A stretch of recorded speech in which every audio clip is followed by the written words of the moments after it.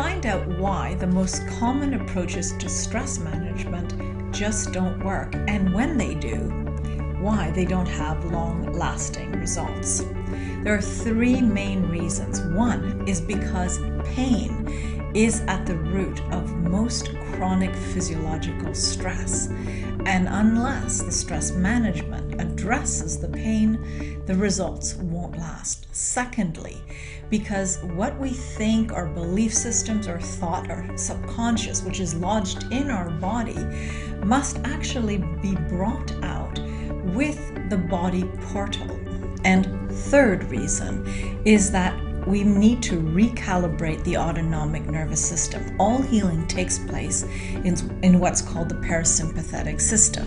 That's the system that allows us to repair, restore, and regenerate.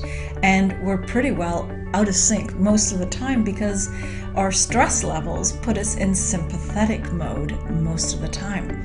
So those three elements must be addressed. And if you're interested, I will show you how you can address this quickly, safely, and permanently. And all you need to do is put your name and email in the box, and I'll gladly share this information with you.